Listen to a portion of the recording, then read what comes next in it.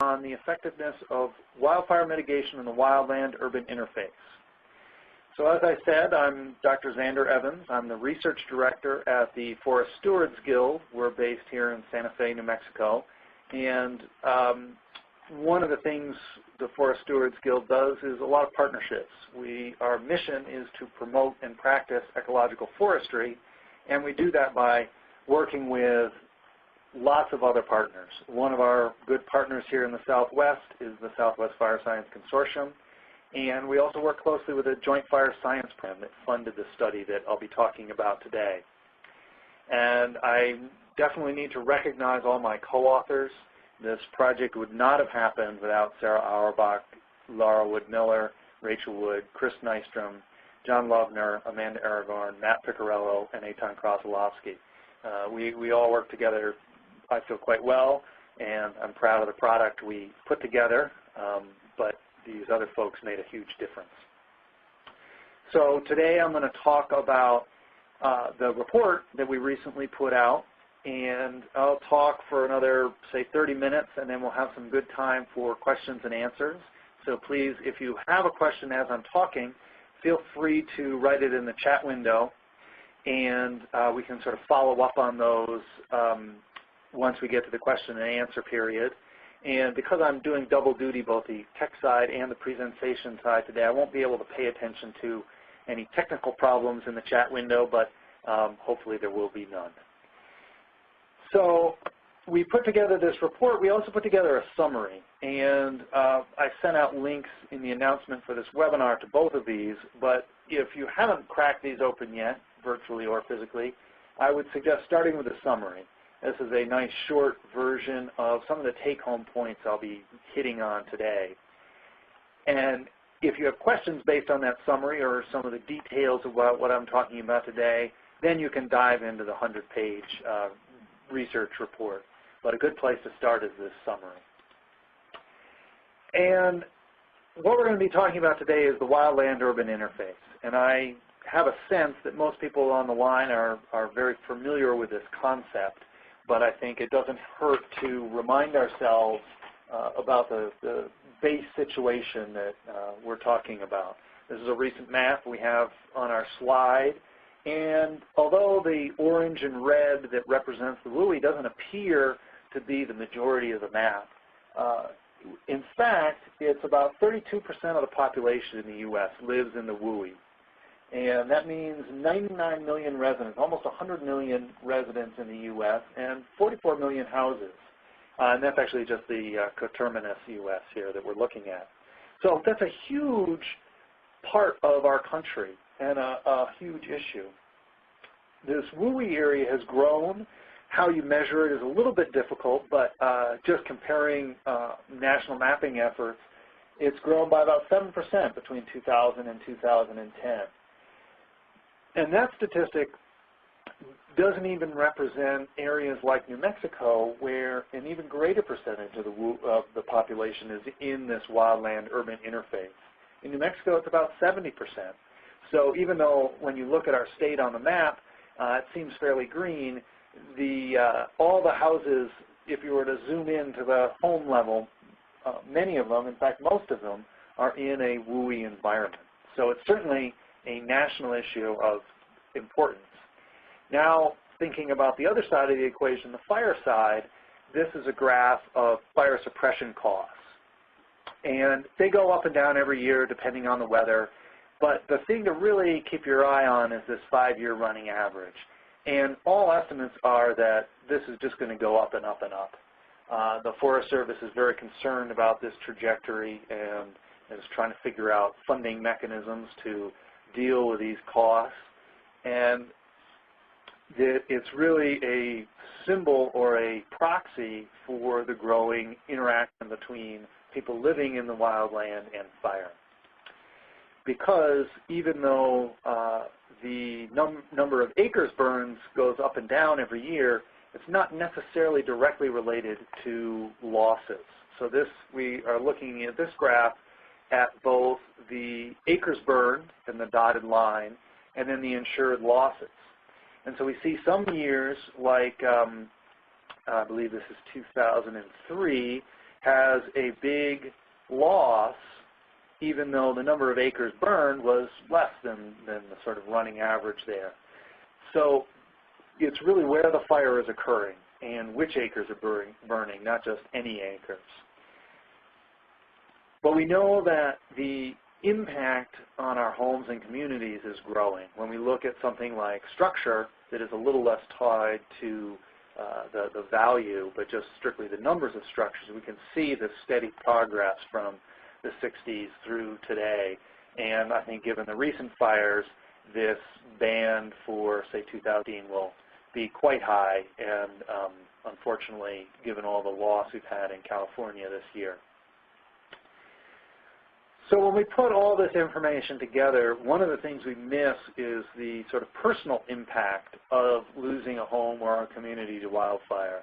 And I think that that can't be overstated. It's devastating to think about losing all those cherished memories, and of course lives are lost, which is even harder to replace. So this is just a reminder, a quick view of some of the impacts when we have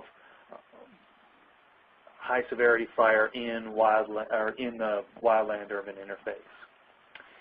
So we have this situation, and I haven't even touched on the growth of wildland fire because of climate change, warming and drying, but that's certainly an added threat to the population. So if we have this increasing fire, increasing number of homes, it's a recipe for disaster. So what do? Well, one thing we can do is we can go in and do fuel treatments. And for those of you who don't speak the lingo or the insider talk, fuel reduction treatment is really what we're talking about, is cutting trees, cutting bushes, removing things, biomass that could burn in a fire. But often in a forestry context, this means cutting trees. It can also mean prescribed fire. So this low severity fire is burning on very small flames along the forest floor, consuming this fuel. And so it won't be there if the following year, the next year, there's a wildfire that comes through at an inopportune time. So we can do these fuel treatments, and as research director, I can't help but point out how much scientific evidence there is for the effectiveness of these fuel treatments in changing fire behavior. So this is just a smattering of the research reports that have come out. There's a huge stack of them now that demonstrate that we can change fire behavior. And it's probably too hard to read, but we can even change fire behavior in fairly extreme weather conditions. So by changing the number of trees, the density of trees, it changes the way fires burn. Now, it doesn't work all the time in every place, but it is, when it's done right, it is an effective strategy to change fire behavior. So we know that works. We also know that when we change the way our homes are, they're less likely to burn down. So if we change the material that the roof is made out of, if we go from wooden shingles to a metal roof, well, a firebrand, an ember, is less likely to be able to ignite that roof by a long shot. If we move our propane gas tank away from the building, well, it's going to make it a lot easier to protect that home. If we make sure that right around that 3 feet, right around the home, has non-burnable surfaces, gravel rather than long grass, it's going to protect the home. And we know this not through experimental studies, but rather through investigations of why homes burn. We can go back to unfortunate situations where homes have been lost and post-mortem figure out why they burned down. And so those reports are very important for adjusting what we do to try to make our homes less likely to ignite. Again, you can't protect, you can't stop every single occurrence, but we can reduce our risk.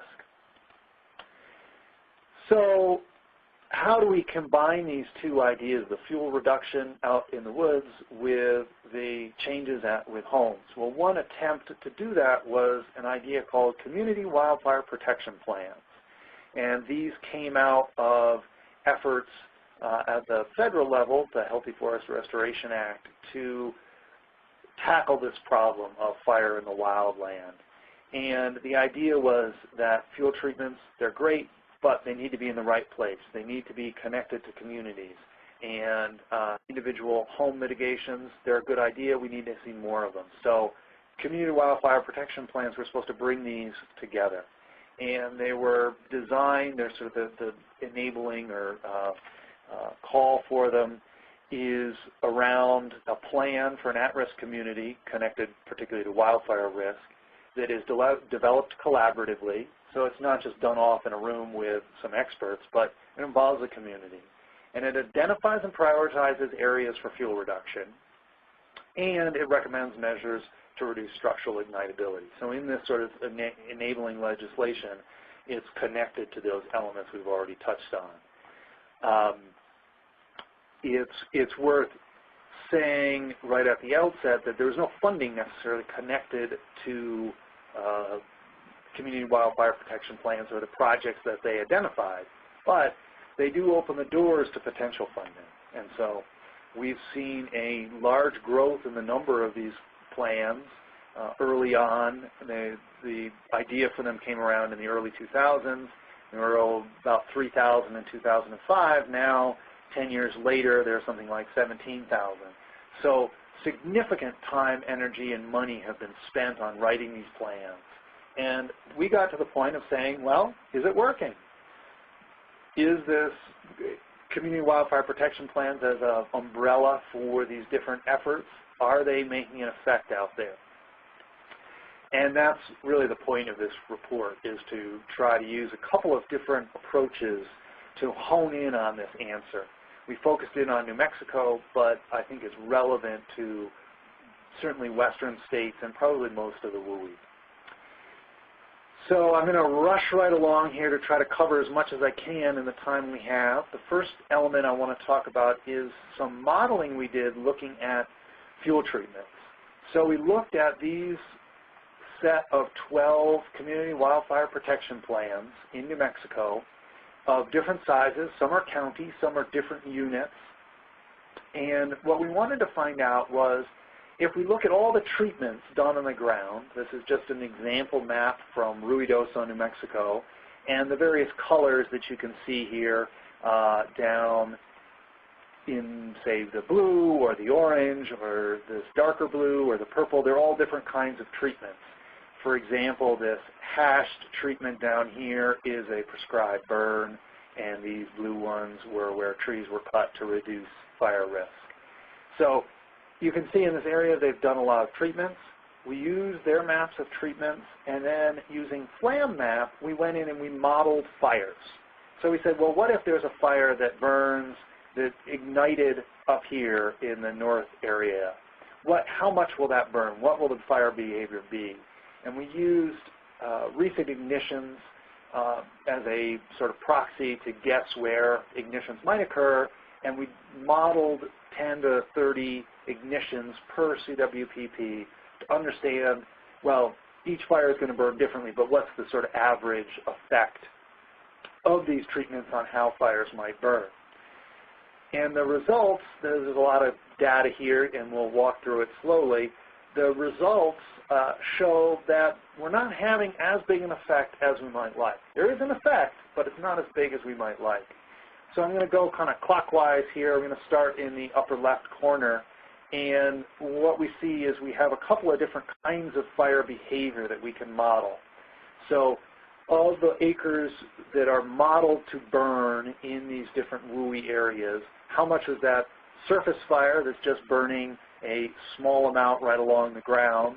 How much is a passive crown fire that's torching one tree? There's probably one tree. You can see a little fire creeping up here, one tree burning, but then mainly on the ground, burning the surface with an occasional tree torching. Or what we call active crown fire, where all bets are off. The fire is running through the crowns of trees from crown to crown to crown. And these are the most dangerous fires, these active crown fires that send embers and lots of heat long distances. So without any treatment, which is our first box here, this is the pre-treatment area, without any treatment, we see that active crown fire is a significant portion of the kind of fire behavior we would model in these areas.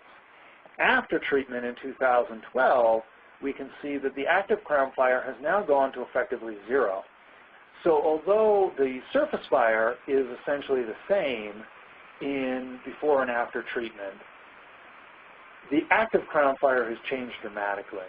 And so what that means is we're not stopping fires from being in these communities, in these WUI areas, but we're changing the kind of fire that we have there.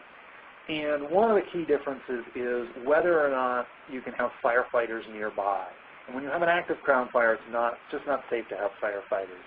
So this subtle change in behavior might allow attack by firefighters and saving of homes. It would also reduce things like the amount of embers that would come off of a fire. Similarly, if we look below, we're seeing the pre-treatment here on the left and then post-treatment here on the right. And we're not seeing a lot of change, although we do see a slight reduction in the amount of the burning area that would have greater than 12-foot flames.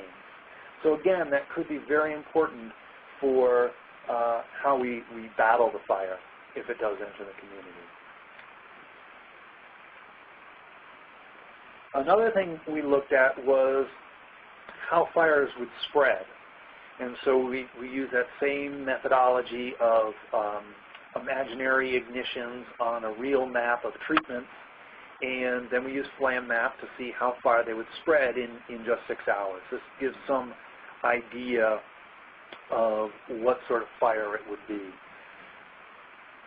And there are a number of cases where we see reduction in the amount of spread that we would model from these fires based on the treatment in the CWPP areas.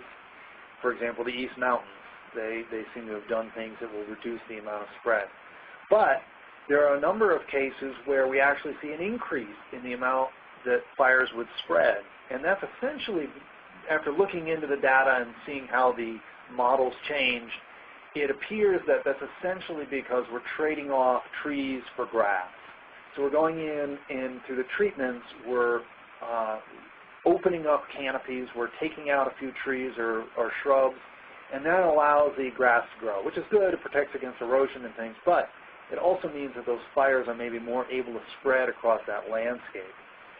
So again, those fires, if they're burning in grass, are less likely to be the kinds of fires that are burning houses, but they're still there, and you can see in this particular modeling exercise, we're not seeing the sort of fundamental change based on the treatments that have occurred to date in the real world. We're not seeing the fundamental change that we would need to permanently exclude fire from the wildland-urban interface.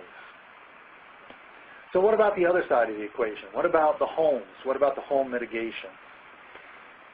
So to measure this, we went out with our partners to look at actual real homes, about 2,000 homes mainly in northern New Mexico, but some portions of western New Mexico as well. And we looked at what the risk rating was, and then in some cases we were able to reassess. So we did one measurement and then came back later to do a second measurement. And so these photos below are an example where there was this big tree hanging right over their propane tank, and in the next image it's gone. They had stacked wood all around their propane tank, and now you may be able to see the wood is now stacked quite a ways away, a good 100 feet away. So in between shot 1 and shot 2, they've made significant efforts to reduce their risk. Yes, they still have a propane tank that, I forget in this particular case, is somewhere near the house, probably 30 feet away, but you can't eliminate risk, but this homeowner has made the effort to reduce the risk, and that's the sort of efforts we wanted to measure. So we used a guide. This is a fairly standard hazard rating assessment form. This particular one is adapted for the Santa Fe County Fire Department. It's based on some national level stuff, so there's probably a similar one for your community, or you could use this one. And taking this assessment out on over 2,000 home assessments, we found that the average risk was about 53 out of a score of 150. Now, this is a relative scale. We don't really know, there's no cutoff like, after 60 your home automatically burns or something. There is no absolute number like that. Rather, it's a relative risk, like your credit score. Is your credit good or bad? Well, that's really only relative to other people. So, another way to think about it, though, is over 2/3 of all the homes we assessed lacked some of the key elements of defensible space. So these homes had conifers within 30 feet of the home and highly flammable ground cover within just 3 feet of the home. So even in a fire-adapted ecosystem like New Mexico, most of these homes that we looked at, and these were all sort of WUI homes, not urban core homes, but rather WUI homes, and most of these had these real problems with defensible space.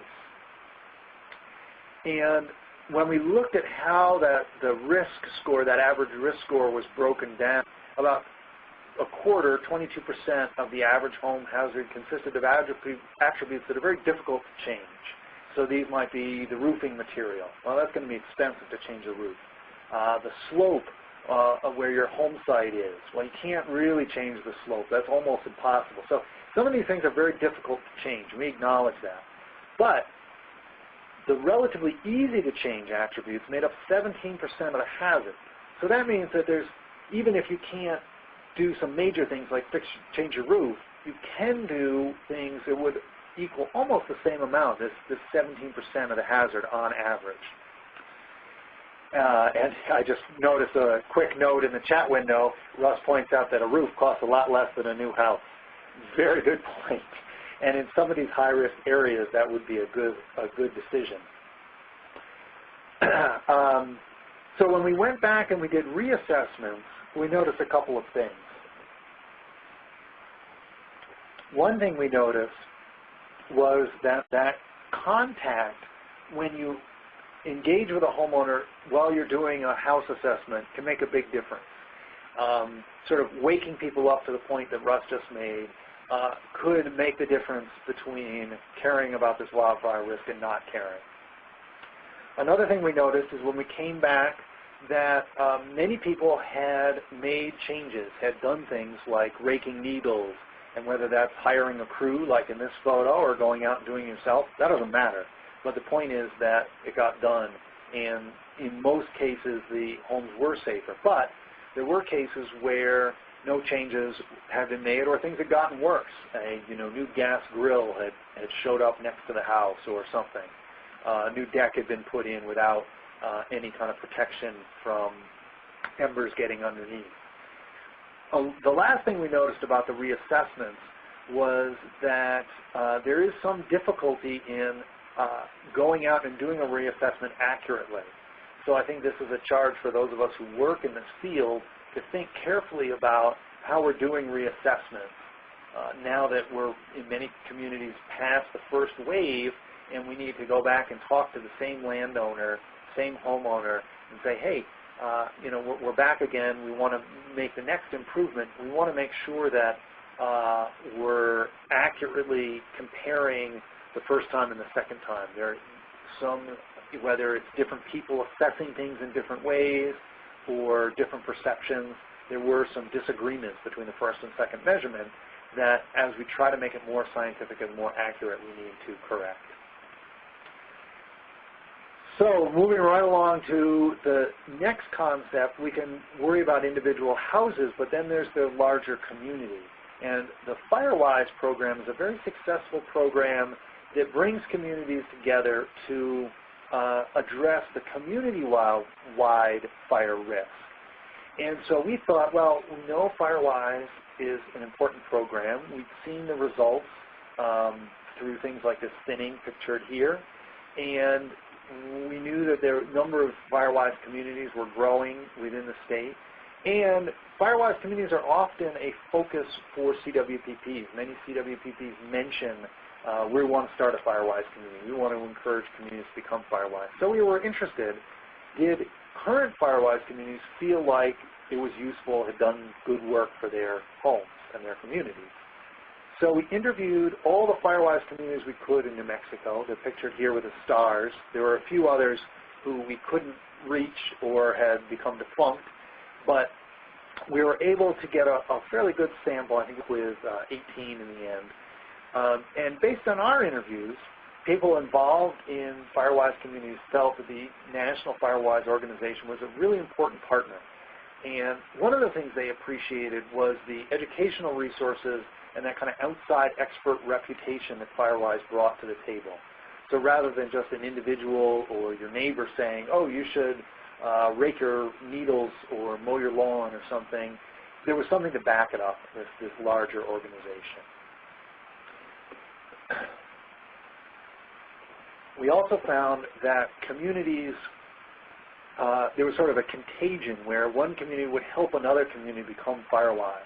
One community might notice, oh, our neighbors have that chipping day. That's really cool. I want to do that. How did they do that? Well, they became Firewise, and that was one of the events they held.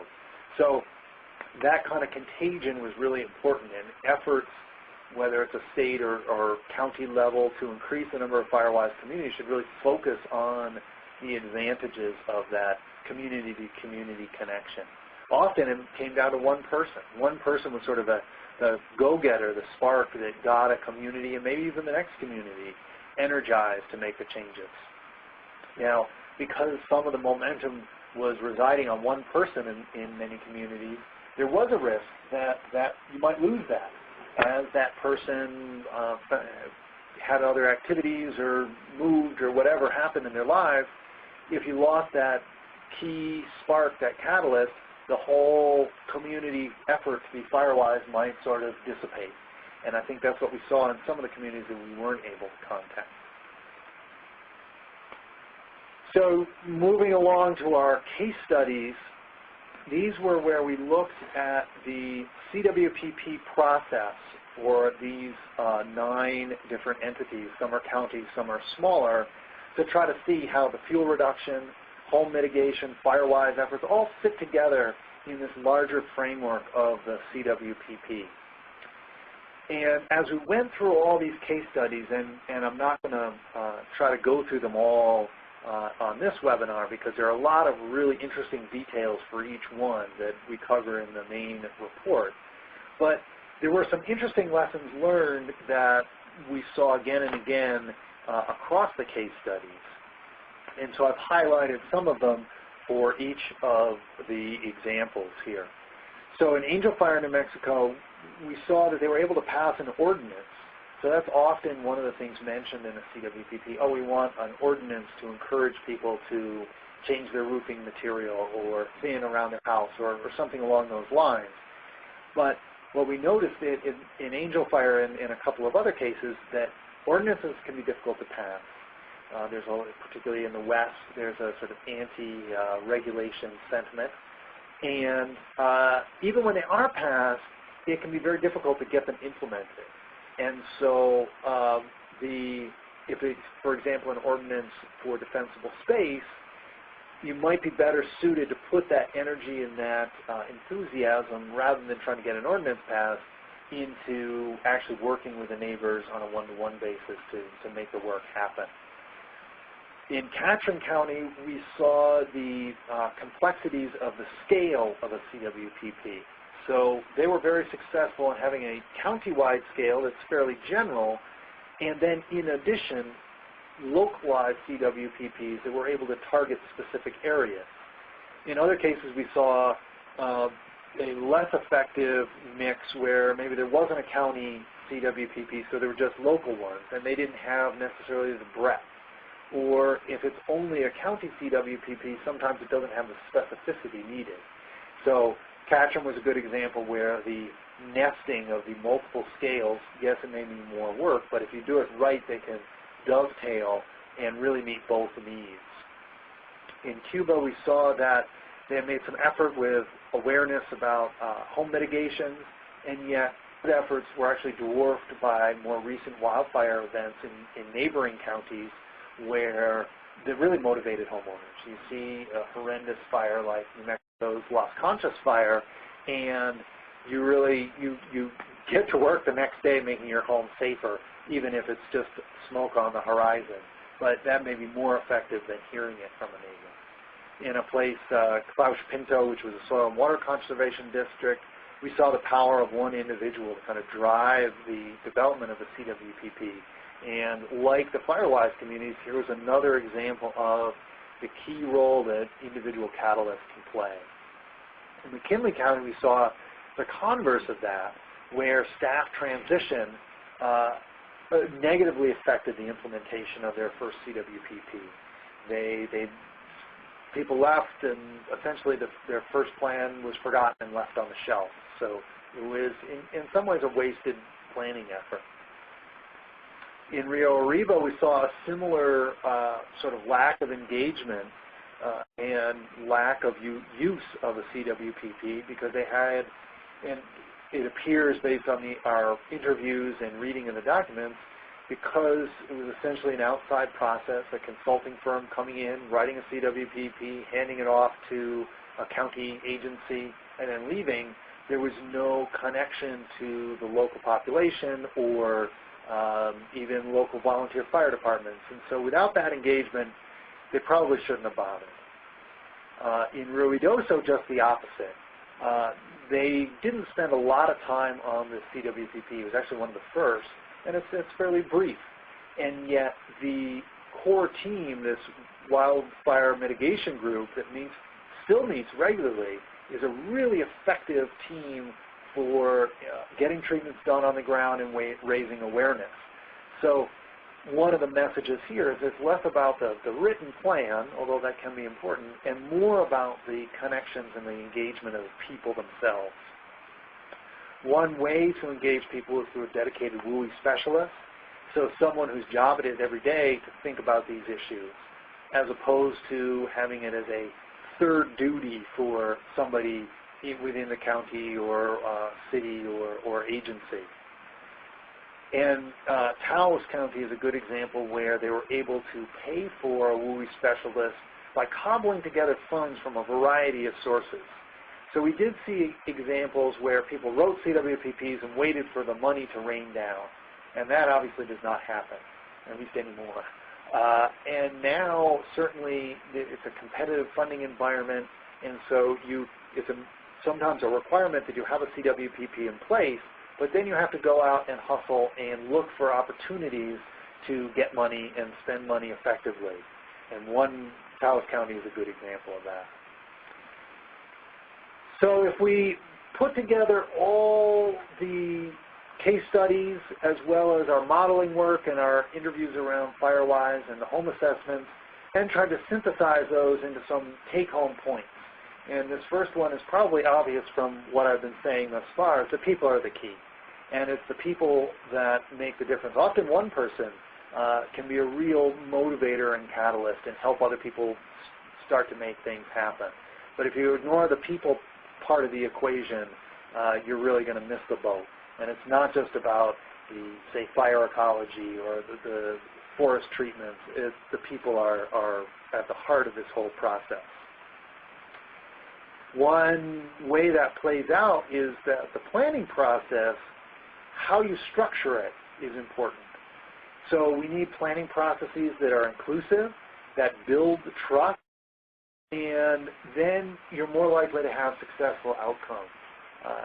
An example might be where if you can build trust early on, you're more likely to get community support for thinning treatment. In many cases, people move to the WUI to have lots of trees around them, and so thinning trees can be counterintuitive. But if you include people in the process in the decision-making, you're much more likely to get to a place where fuel treatments are effective and matched by home mitigations and supported at multiple levels.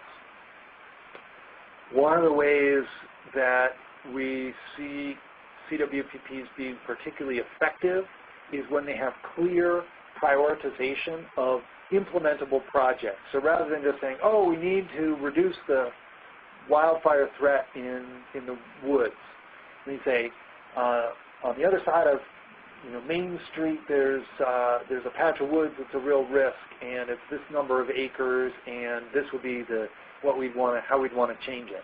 that's an implementable project. Anything, the more specific you can be, the more ready you are to leap into action. And this actually ties back to the funding I mentioned briefly. Much of the funding is opportunistic. So it's end of the year, U.S. Forest Service might have a little extra money, and they say, well, we have a little extra money if we have a shovel-ready project. And if you have a CWPP with prioritized projects that are all kind of identified and ready to go, you can take advantage of that year-end money.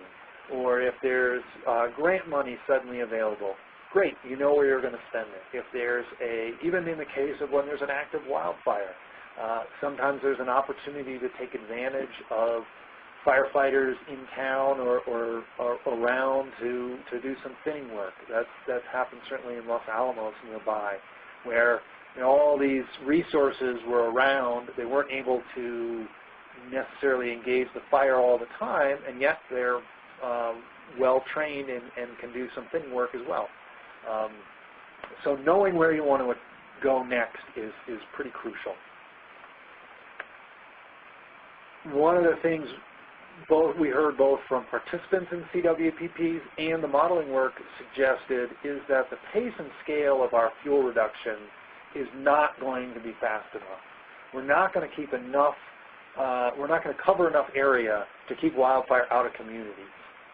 And that said, there is this nuance that I've tried to elucidate earlier, that we may be changing the kind of fire we have in our communities. And if we have surface fires in the WUI environment, that's a very different scenario than if we have a raging crown fire. And so part of this is, yes, maybe it means we need to ramp up how we treat and where we treat, but it also may point to a larger issue that we need to accept the fact that we're living in fire-adapted ecosystems, and fire is naturally always going to be a part of them. And so can we do things on the home mitigation side, on the preparation side? It means that a surface fire can burn right up around homes without causing damage. And this also touches on one of the biggest challenges that we just sort of saw at the tip of in our reporting, and that is the issue of maintenance. So we need to maintain these treatments.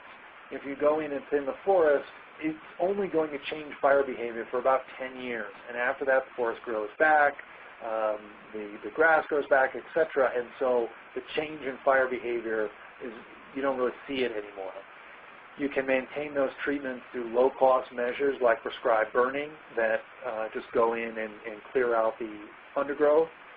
That may be sufficient to continue to make that treatment effective in changing fire behavior. Or you may have to go in and cut more trees, but you have to have a maintenance plan. And the same is true with home mitigation efforts. People build new decks. People, replace parts of their fencing. New trees grow in. They plant things. Things change all the time. And so we need to not just think that, oh, we've gotten our Firewise designation, we're done. It's an annual cycle that we need to engage in. And some of these, as we were working on this report, we realized that many of the kind of take-home points were connected to this idea of fire-adapted communities. And in this context, we see CWPPs as one element with fuel reduction treatments and Firewise. And I think this is actually probably a good way to think about it, that really the goal isn't just a plan, it's making the community fire-adapted, ready to accept the kinds of fires that might come through. And the one change I would make to this graphic is, makes it a lot less pretty, but adding arrows that kind of indicate, hey, these are cycles. We're going to have to keep doing these. Yeah, we wrote one CWPP. It had very specific plans in it, but we've done them all. That means you need to rewrite. We established evacuation routes. Well, the population might change. We need to revisit those. So it's always a recycling process. And with that, I'm going to wrap up, and I think I left a little while for some questions. And I think we have about 60 people on the line, so I'm a little hesitant to unmute the line because we often get a lot of background noise. So let's attempt to take the questions off the chat window. And let's see, so sort of going back in time, one of Russ's first questions or comments was the value of treatments close to structures rather than miles away in the national forest. And I think this is a very important point that Russ has brought up, and that is that, yes, we know that we can cut trees to change fire behavior, but, and I should have put a map in here like this, if we look at the map of all the areas that need treatment, it's far too much area, and it wouldn't even be appropriate to do fuel reduction treatments across all the areas that may burn. That's just crazy. So we really do, as he suggests, need to focus in and think about how treatments connect, if we look at something like the map of Ruidoso, if I can jump to that one, let's see. Yeah. So if we look at this map of Ruidoso, you don't have to be able to read it. It's far too small for that.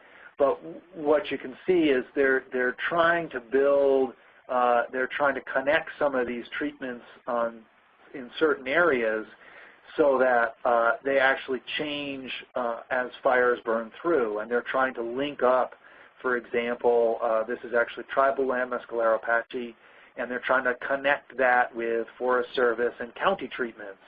So where you treat is probably more important than how you treat. Russ asked a clarifying question along these same lines in the model summary comparing 2008 to 2012, what treatments were used. So perhaps I didn't make this clear, but what we did was we took maps like this one from Ruidoso for each of the areas where treatments had been put in, and there was a little bit of mismatching of years, so we had to make some assumptions that treatments within the period between between 2008 and 2012 were sort of similarly effective, but we used those sort of within 10 years, I believe, was our cutoff before and after. So those treatments were applied when we put in the imaginary or modeled fires. And let's see here, we got some other questions in here. So Jerry Hawks asks, what's the approximate cost range for fuel treatments close to structures? I'm glad Jerry asked that. I know he has some effective work on this area himself, and cost is a big issue.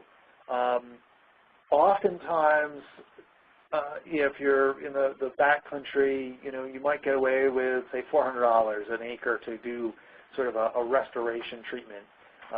That would be, a low price. In the WUI, we're often talking about $1,000 an acre, and there are ways we can reduce that price and things we can do, but it is not cheap. And so when we think, again, this emphasizes the reason we need to be strategic about where we put our treatments, because we can't afford to treat everywhere. At $1,000 an acre, you really have to be careful about where treatments are going in. And so the closer you are to a house, probably the more expensive. I think that's probably a truism. And it depends a lot on the kind of treatment. So the more material you're removing, the more it's going to cost. If you're mowing a grass field, obviously that's going to be significantly different than taking down mature conifers next door to a house. But if you were sort of penciling on the back of an envelope to try to understand the magnitude of the issue, I might use $1,000, and then you might not get caught flat-footed. So Robert asks, how often should homes be reassessed? And I don't think we have the data on that. What I can say is that we do see often change right after a home is assessed. So if I go out Thursday and assess a home, I might see change a week later. because people, particularly if you get a chance to meet the homeowner and you can have a discussion with them, they may be motivated right away to make the changes you suggest. Oh, move my wood pile? Yeah, no problem. I'm getting more wood delivered. We'll stack it over on the other side. So I think probably Robert's question is getting a little bit more to sort of turnover and, you know, over a period of years, say if we waited 5 years, would we see a regression back to risky situations? You know, you might forget about raking your needles or things like that. So I would say, I mean, I guess I would just to even guess. I mean, I turn back to what I know about forest ecology, and you know, there we're thinking about scales of 5 to 10 years in terms of when these things change. But that's an excellent research question, and we could do, it wouldn't, if we could improve upon our ability to accurately reassess homes by using the same people, by bringing the data back out in the field a second time, we could do a very interesting study of how homes change over time, because I think that would be useful information. Let's see, running down through our questions, and feel free to keep typing in questions here as we go. I'll just pick them off as I go. So Jamie asks, did you look at any research that looked at post-fire examinations where a wildfire went through a community and compared those examinations with pre-fire assessment data and pre-fire mitigation activities? Jamie, you may be aware of other research than I am, but I'm only aware of a couple of instances of that. And actually, some of the recent fires, unfortunately, some of the recent fires in Colorado provide some examples of that kind of work. And I believe this report that came out from the National Institute of Standards and Technology, I think at the end of last year, and this might have come out after we sort of finished our data collection, but this was one where they had pre-fire assessments, and then they went in and looked at the houses that were lost. And to be quite frank, my memory of this particular report, and there's another one or two from Colorado that are the same way, that there's not as tight a connection between the mitigation efforts and saving homes as you might like. Ideally, you know, if you've got a 10 out of 150 on the assessment scale, every home would be saved, and if you got a 140, then all homes would be lost. But it seems, at least my initial reading of some of these, is that it's not nearly so clear-cut, and we see a lot of issues about one home burning, and then they're so close together, the fire from that home actually catches the next door neighbors on fire. So even if the next door neighbor had done all the mitigation, because the home was burning next door, that's what started the fire. And so there are these sort of confounding issues. But that's a great question, and I think our ability to do home assessments and to convince homeowners that they're a good idea are directly linked to good, solid research and science along the lines that Jamie's talking about, where we assess why homes burn and what could have been done about it. And let's see. Yeah, and Russ points out that photo points could be a nice way to do that. And unfortunately, the frequency of wildfires in the WUI mean that if you took some photo points, there may actually burn these days. So if there are other questions, we can take those. Go ahead and type them in.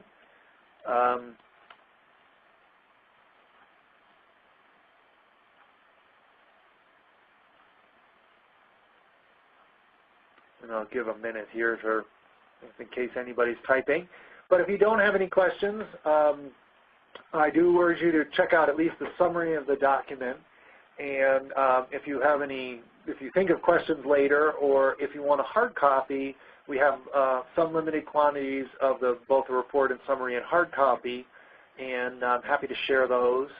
We'll be bringing some. There's a New Mexico WUI Summit in just about a month. It's the end of February. Let me look at my calendar here. No, it's March. Yeah, March. Sorry, I got that wrong. March 31st in Silver City, there's a New Mexico WUI Summit. So those of you who are from New Mexico should consider coming down to that, and we'll have hard copies of the report then too. But I guess if there are no other questions, I'll thank the audience again and hope you found this useful. I'll wait around here for just a little bit in case someone's furiously typing.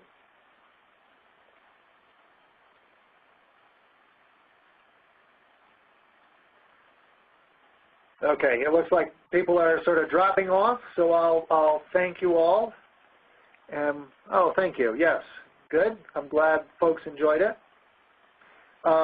Yeah, so Will just asked a question about the webinar for reference. And yes, we will make a recording of the webinar available, and I'll send that out as an email in case you have colleagues who missed it.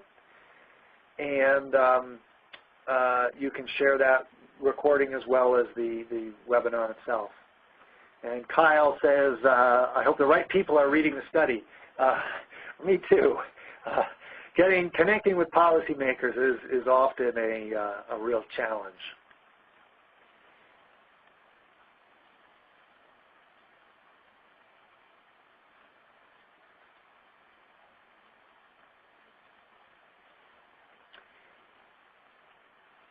Okay, well, thanks again, everyone.